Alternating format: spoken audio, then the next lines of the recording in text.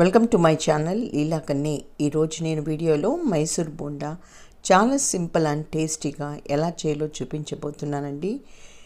లోపల ప్లఫీగా స్పాంజీగా రావాలంటే కొన్ని టిప్స్ని మనం యూస్ చేసుకొని ఈ మైసూర్ బోండా చేస్తే నిజంగా చాలా టేస్టీగా ఉంటుందండి.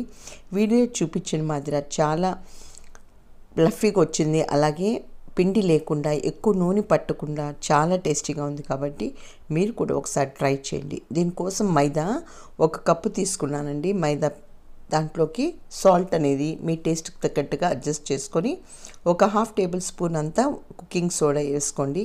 అలాగే పెరుగు 3/4 కప్ అంత పెరుగు వేసుకొని ఇప్పుడు దీంట్లోకి ఇంకో కొంచెం నీళ్ళు అనేది పోసుకోండి. మరీ ఎక్కువగా పోసుకోకండి, మనకు కావాల్సినంత కన్సిస్టెన్సీని బట్టి మనం తర్వాత వేసుకోవచ్చు. అలాగే 1 టేబుల్ స్పూన్ అంత జీలకర్ర వేసుకొని ఈ ఇంగ్రీడియంట్స్ అన్నీ బాగా మిక్స్ చేసుకోవాలి. ఫస్ట్ ఇంగ్రీడియంట్స్ అన్నీ బాగా మిక్స్ చేసుకున్నాక దీంట్లోకి మనం ఒక 2 టేబుల్ స్పూన్లు లేకపోతే 3 టేబుల్ స్పూన్లు అంతా బియ్యం పిండి, పైనంత మైసూర్ బోండా మెత్తగా కాకుండా క్రిస్పీగా ఉండటానికి ఈ బియ్యం పిండి యూస్ చేస్తామండి. సో ఇప్పుడు ఇలా బాగా మిక్స్ చేసుకొని దీన్ని ఒక 20 నిమిషాల పాటు మనం పక్కన పెట్టేసుకోవాలి. తర్వాత 20 నిమిషాల తర్వాత మనం ఇలా బాగా బీట్ చేసుకోవాలి. మనం ఎంత బాగా బీట్ చేసుకుంటే మన బోండాలు అనేది అంత ప్లఫీగా అలాగే చాలా స్మూత్గా స్పాంజీగా వస్తాయి. చాలా చాలా ఇంపార్టెంట్ ప్రొసీజర్ అండి నేను చెప్పిన ప్రొసీజర్లో. సో ఇలా బాగా మిక్స్ చేసుకున్నాక మనం ఇలా చిన్న చిన్న బోండాలుగా మనం వేసుకోవాలి. ఈ బోండాలు అనేది మనం మీడియం ఫ్లేమ్లో పెట్టి మనం ఈ బోండాలు అన్నీ వేసేసుకోవాలి. వేసుకున్నాక మనము అంతా తిప్పుకుంటూ బోండాలన్నీ తిప్పుకుంటూ అన్ని వేపులా వేగనివ్వాలి.